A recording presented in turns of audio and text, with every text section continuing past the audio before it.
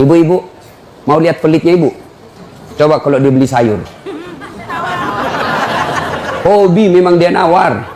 Kalau dia ke pasar, beda 1000, dia kelilingi tuh pasar. Beda 1000 tuh dia kelilingi. Bu, halo ibu. Bu, kalau ibu belanja di Trans Studio, Trans Mall, atau Alfamidi, Alfamart, tawar apa tidak? Tidak. Tawar apa tidak? Tidak. Coba kau tawar, dibilang ke orang gila. Lalu pedagang kasihan, yang sesama kita pribumi, datang naik sepeda motor, kadang kala sepeda, dia datang, dia sudah panggil kita, ya Bu Haji, Bu Haji makin cantik aja, masih nawar. Apa namanya kalau bukan pelit? Sudah enaknya itu, berapa mas? 10.000 Bu Haji, 11.000 ya. Mantap. Kalau kan ibu-ibu yang suka nawar, kalau bapak-bapak kan tidak suka nawar ya. Ini ibu-ibu tuh suka betul nawar. Bu, ibu mau ndak suaminya diambil orang? Mau? Silahkan pelit. Orang pelit itu tidak ada yang suka. Bahkan orang pelit sekalipun tidak suka sama orang pelit. Benar Pak. Begitu jeleknya itu sifat pelit, tidak ada yang suka. Coba saya tanya, bapak-bapak senang tetangga dermawan atau pelit? Ibu-ibu senang suami yang pelit atau dermawan? Senang mantu yang pelit atau dermawan? Teman-teman yang pelit atau dermawan? Dermawan, tidak ada orang suka orang pelit. Bahkan orang pelit pun tidak suka sama semuanya pelit. Jangan kau ke rumahnya, pelit dia itu, padahal dia juga pelit. Begitu jeleknya itu sifat pelit. Demi Allah, tidak ada orang bangkrut gara-gara sedekah. Adakah pernah bapak dengar, mas, tuh yang di sudut rumah di komplek, tuh kaya betul dulu Ustadz, cuma karena dia rajin sedekah, bangkrut. Ada? Tidak pernah. Biasa kita ini sangka buruk kepada Allah. Tidak mau bersedekah karena sangka buruk. Nanti saya makan apa? Nanti saya makan apa? Jangan cemas rezeki. Jangankan diambil orang. Tertukar saja tidak. Cica aja dijamin rezekinya. Tahu Cica? Tahu? Cica makan apa ibu? Masuk akal enggak? Enggak masuk akal. Gimana caranya? Satu di dinding, satu terbang. Di mana ketemu? Enggak ada terminalnya. Kalau pesawat terbang, kita jalan, ada ketemunya di mana? Di bandara. Ini Cica satu terbang, satu di dinding. Di mana ketemunya? Tapi lagu kita waktu kecil kan, Cica di dinding, diam merayap, datang seekor nyamuk. Nyamuk yang datang. Nyamuk yang datang. Allah jamin rezekinya. Lagu tidak bilang Cica lompat ke nyamuk. Setengah mati Cica, kasihan. Iya kan? Itu Cica, tidak sarjana, tidak punya kursus, tidak ada kaki, tidak ada otaknya, tidak cerdas, bisa hidup. Apalagi ibu, jangan pelit. Sedekah, Allah sudah jamin rezekimu. Bu, ada suaminya mulai selingkuh? Ada? Tidak usah curhat sama tetangga, apalagi curhat di Facebook. Tak kusangka kau begitu. Pret, beleng-beleng. Rahasia keluargamu kau ungkap di Facebook.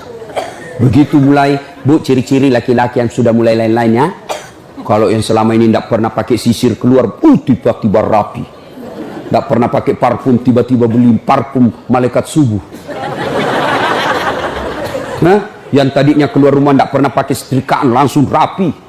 Yang paling mencurigakan kalau dia terima SMS dalam kamar mandi. 70% wajib dicurigai. Nah, kalau sudah begitu ibu tidak usah curhat sama tetangga, lebih curhat kepada Allah. Bangun ibu sholat hajat, lakukan sampai 8 rakaat. Setiap 2 rakaat di sujud terakhirmu kau berdoa kepada Allah. Ya Allah, engkau yang membolak-balikkan rasa cinta dalam hati suamiku. Tidak mungkin aku bisa mengendalikan cintanya. Ya Allah, tidak mungkin aku jaga dia 24 jam. Engkau yang maha menjaga ya Allah. Ya Allah, pelihara suamiku dari godaan perempuan lain. Ini ada duit saya 500.000. Saya tolak bala besok ke panti asuhan. Mudah-mudahan 500.000 suamiku terhindar dari wanita jahat. Bismillah. Coba amalkan itu, Bu. Coba amalkan. Yang jadi masalah kalau suaminya juga sudah tahu rumusnya. Dia bangun juga sholat tahajud. Dia bangun pula sholat hajat. Istrinya sebelah, kamar sebelah, suaminya kamar sebelah. Ya Allah, capek sudah saya lihat istri saya, ya Allah. Ngamuk aja kerjanya, marah-marah aja, berat badannya juga makin tambah, ya Allah. Tak tahu dilihat dari mana dia seksi. Ya Allah, ini ada duit saya 500.000. tolak bala ya Allah. Mudah-mudahan istriku ikhlas saya kawin lagi. Bingung malaikat yang mana? Jangan pelit, demi Allah. Tidak ada orang bangkrut gara-gara sedekah. Saya kasih contoh. Tanggal 4 kemarin, sehari sebelum lebaran. Ya, tanggal 3 malam. Ada anak-anak usia 19 tahun. Bapaknya Flores, mamanya Toraja, Kristen. Karena sering dengar ceramah saya di YouTube, akhirnya dia memutuskan diri masuk Islam. Desember kemarin, 19 tahun. Tanggal 3 malam, dia DM ke saya di Instagram. Ustaz, saya ini dicerita cara mualafnya. Kemudian besok sudah mau lebaran, saya belum punya baju baru Ustaz. Saya lihat Ustaz ini bagus-bagus bajunya. Di mana belinya Ustaz? Saya bilang sebenarnya baju saya tidak dibeli, bikin sendiri. Tapi yang lebih sebenarnya lagi bukan baju yang bagus, saya yang gagal. Ya, sudahlah. Saya butuh baju lebaran. Saya bilang kau datanglah ke rumah saya. Saya sediakan kau pilih bajuku yang kau suka. Dia pakai tongkat turun dari taksi. Wih, kasihan saya. Kenapa kakimu dek? Ternyata diamputasi kakinya. Dia singgah sholat asar ditabrak mobil. Saya bilang berat betul hidupnya ini anak. Diusir dari orang tuanya pak. Diusir sekarang tinggal di masjid. Tidak disetujui. Hanya dia sendiri masuk Islam. Diusir. Bilang kenapa kakimu? Saya cerita. Sedih saya. Sempat berkaca. Jangan sedih Ustaz. Ini tidak ada artinya ini kaki ketimbang iman saya kepada Allah. Luar biasa. 19 tahun. Saya ambil baju saya yang paling bagus. Kau pilih ini dek. Mana kau suka? Bener diambil yang paling bagus. Sempat juga saya nyesal. Sudah. Karena saya buru-buru ke bandara. Saya mau pergi khutbah. Ya. Ini dek. Kau ambil 1 juta. Sudah. Kembalilah dia. Naik Grab lagi. Sudah. Perjalanan saya ke bandara masuk WhatsApp. Tik, tik, tik, tik. Ustadz, berapa nomor rekeningnya? Wakil Wali Kota Balikpapan. Dalam hati saya bilang, kenapa lagi Pak Wali? Ada apa? Pada dalam hatiku, segeralah. Kirimlah nomor rekening. Masih di atas mobil masuk. Tik, tik, tik, tik. Masuk. Berapa transferan masuk? 30 juta. Tadi keluar 1 juta. Tidak cukup sampai situ. Allah balas lebih banyak. Sampai di airport, bandara, depan pintu 7 nunggu saya keberangkatan. Tiba-tiba ada ibu-ibu lari. Bawa amplop. Ustaz, tunggu dulu Ustaz. Apa? Ini dalam hatiku. Ada apa lagi? Padahal cepat sudah. Ini ada ternyata ada fans saya. Dia lihat saya di bandara. Dia mau kasih, coba buru-buru mau masuk bandara. Dikasih saya melalui itu ibu. Nih ada Ustaz titipan dari ini. Oke, saya buka. Berapa isinya? 10 juta. Sudah 40 itu kan gantinya. Besoknya tanggal 5 selesai khutbah. Biasanya kalau saya khutbah dikasih itu ibu 25 juta sama itu bu bupati. Berapa saya dikasih waktu itu? 35 juta. Berapa Allah ganti? 75. Keluarkan 1 juta, Allah ganti 75 juta. Kenapa ibu miskin? Karena ibu malas bersedekah. Selalu berkeyakinan saya miskin. Maka Allah, ana inda sanni abdi bi. Saya tergantung sangkanya hambaku. Kalau kau sangka tidak mampu, maka kau kasih tidak mampu. Sedekah ibu. Allah tidak lihat 1 jutanya. Allah tidak lihat 100 ribunya. Yang Allah mau nilai, kamu sedekah enggak 1 hari ini. Jangan pernah lewatkan maghrib tanpa sedekah di hari itu. Coba amalkan. Coba. Kenapa kita tidak bisa umroh? Karena selalu yakin saya tidak mampu. Maka Allah, ya sudah kok dia yakin tidak mampu. Sedekah. Pulang ini kau sedekah sama tetanggamu. Cari orang miskin. Cari janda-janda tua. Tidak usah janda muda. Banyak yang bisa selamatkan. Jelas?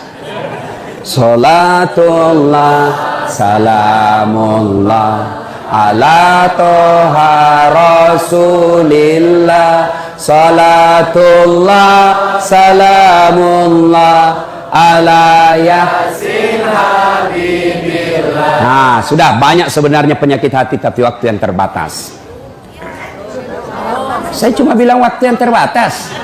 Saya ada acara di Bandung ibu jam 10. Saya ini orang kampung. Saya tidak tahu Bogor ke Bandung jauh. Saya pikirnya 1 jam. Inilah kalau kita pakai pulsa lokal. Saya orang kampung, tidak tahu saya. Oh ternyata jauh. Nah, saya harus segera selesaikan. Insya Allah kalau panitia ngundang saya lagi ke sini, saya datang lagi. Insya Allah ya. Nah, ini penyakit hati. Sekarang gimana cara mengobatinya? Ala bizikrillahi tatma'innul qulub. Ketahuilah dengan berzikir mengingat kepadaku, maka hatimu akan jadi tenang. Jadi kalau kita punya penyakit hati, maka datang di majelis zikir Al-Ihya ini. Ini salah satu caranya. Memang ibu tidak dapat voucher, memang ibu tidak dapat undian, tapi apa yang ibu dapat? Ilmu tapi ilmu tidaklah terlalu menolong ketika ilmu itu tidak diamalkan. Amalkan yang Bapak Ibu tahu, maka Allah akan berikan ketenteraman jiwa, ketenangan hati. Kalau hati sudah tenang, itulah kekayaan kita yang paling baik.